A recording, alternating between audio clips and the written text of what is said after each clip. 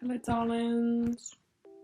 I hope you've been well. How recovery is a lot more than just body image and food. Kind of how we've been using this as a way to numb ourselves out and what to expect in recovery. So yes, eating and body image changes when you start recovery, and for the better. Like, in my opinion, when I gained weight, I actually started to like myself and the way I looked.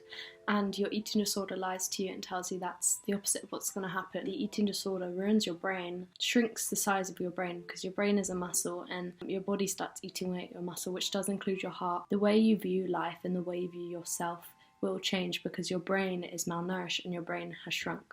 So when you start recovery, not only will your body image improve, in my experience and in others' experiences, this is what happened, and your relationship with food will get easier over time. Those aren't the only two things you're going to deal with in recovery. What recovery meant for me the most was getting to know my emotions better. I was using my disorder subconsciously to numb my emotions out.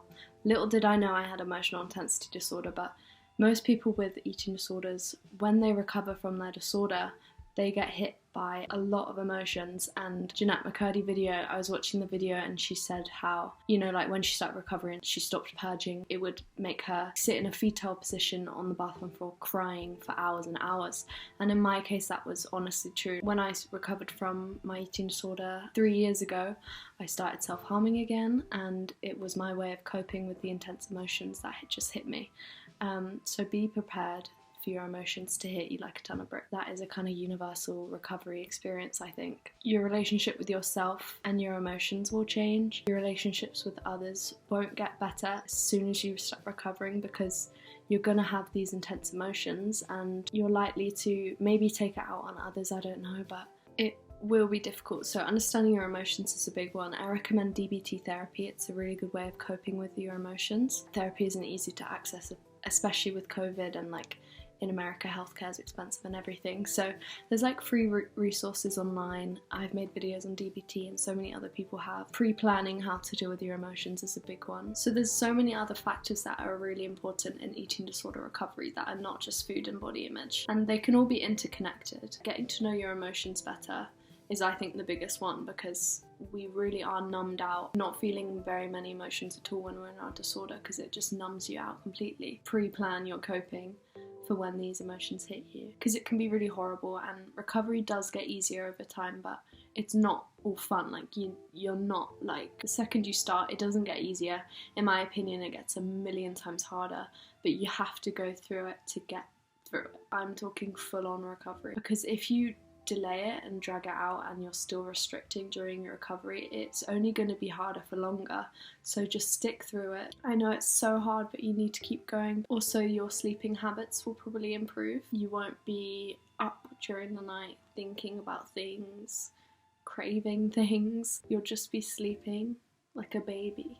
Another one will be understanding why you developed your eating disorder. When you're in your disorder, there's kind of no room for even trying to understand it, because you're so consumed by it. So once you start recovery, you do kind of start putting the puzzle pieces together, understanding why it developed, making peace with it and the fact that it existed. The next one for me is learning to fill the void, because people with eating disorders, we were using it in a way to fill a void and to numb us out from these emotions. When these big emotions hit you, learning less harmful ways to cope with your emotions is a big one. And I don't think people understand how emotional recovery is and how messy your emotions get. People sometimes view their disorder as feeling neat and tidy. I could relate to this so much, but I think the reason you feel that most is because you have no emotions, and so there's no messiness, there's no raw life. It's just dull, depressing nothingness. Learning to cope with these painful emotions,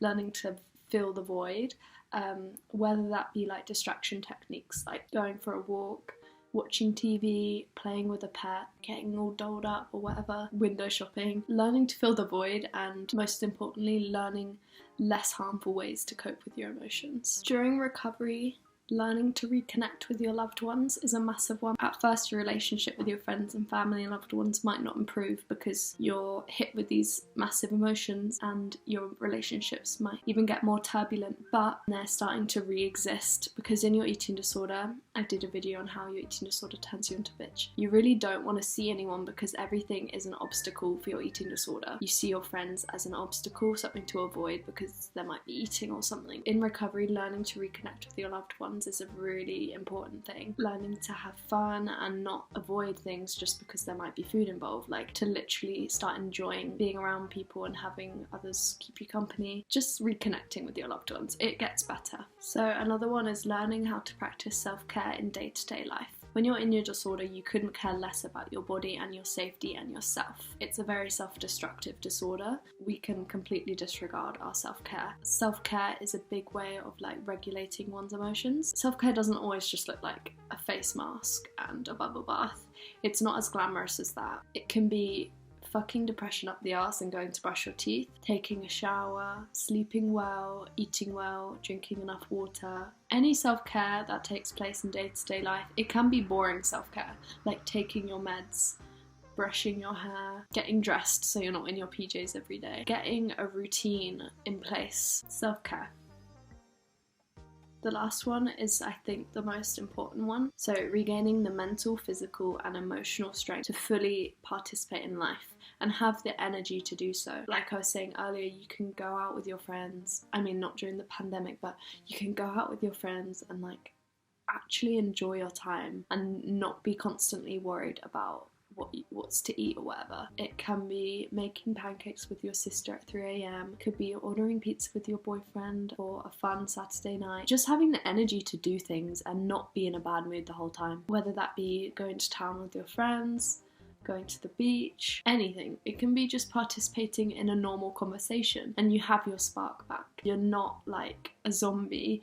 You actually have a sense of humour now, because when you're in your disorder, like, it takes away any spark you had and you're just an empty vessel of nothingness. Your disorder just wants that. Your disorder wants you to die. It doesn't want you to have any fun in your life. You can't live a full life on an empty stomach. You just can't. You have to eat. Food is an important part of life. And once you find recovery and like more balance, you can restore all your relationships. You don't have to second guess every move you make. So I'd love to know what something like that's been a big part of your recovery journey and something that's helped you cope. When I first started recovery, I didn't know any of this. I didn't know that I was going to be hit with a ton of emotion. It isn't just food and body related. And for many people, our eating disorders didn't even start with a body image issue. And I think there's such a misconception that it's a weight illness, it's a food illness. It's just something we're using to avoid another issue or something in our life. I just wanted to be alone and consumed in my illness, and that is no way to live your life. You don't want to be 80 and still going through that. Like, I think now's the time to start living. There's no such thing as sick enough. Comparison's a massive thing in the eating disorder community, and there's massive problems with, before and after photos and eating disorder story videos, but like, you are sick enough as you are now and you deserve help. This disorder really does steal everything from you, but it does get better. You just have to push past the first stages of recovery where everything might feel worse for a while. It does get better and you are worthy of help.